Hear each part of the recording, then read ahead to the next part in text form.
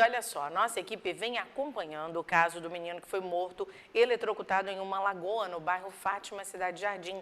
Nós conversamos com um advogado para explicar se o dono da casa onde essa cerca estava instalada pode ser responsabilizado pela morte do garoto. Veja só. A morte de Diego Mendes chocou a cidade.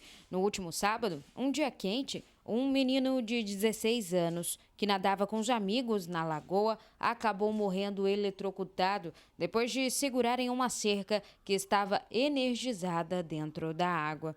No local, era possível ver que um fio de eletricidade estava enroscado no arame, indicando que a cerca elétrica havia sido confeccionada de forma caseira.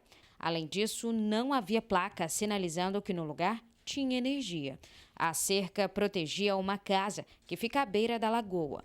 A residência é de veraneio. O dono não estava, mas segundo esse advogado criminalista, o proprietário pode ser responsabilizado pela morte do menino.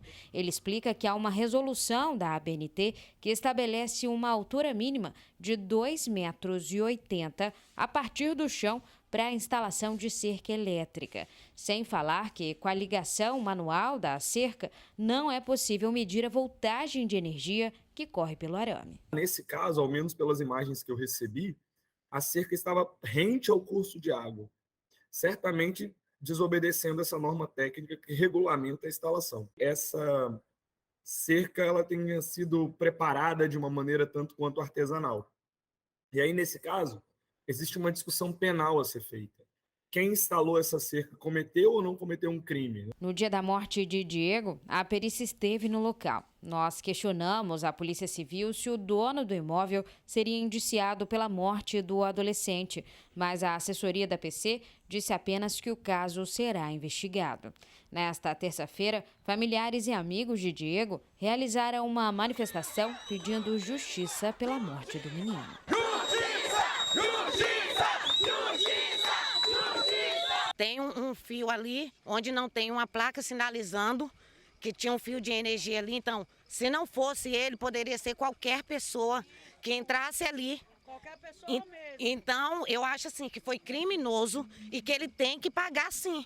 De alguma forma, ele precisa pagar pelo que ele fez. Segundo o advogado, essa fatalidade pode ser encarada pela justiça como lesão corporal grave, seguida de morte. A pena pode variar de 4 a 12 anos. A partir daquilo que eu recebi, posso capitular a conduta do responsável pela instalação dessa cerca no crime previsto no artigo 129, parágrafo 3º, que é a lesão corporal seguida de morte, a lesão corporal gravíssima. Lucas ressalta que o que vai caber ao entendimento da justiça é se o fato aconteceu de forma dolosa, onde há intenção de matar, ou de forma culposa, quando não há o intuito da prática do crime. A discussão vai ser em torno de se essa pessoa agiu com culpa ou com dolo, na modalidade de dolo eventual.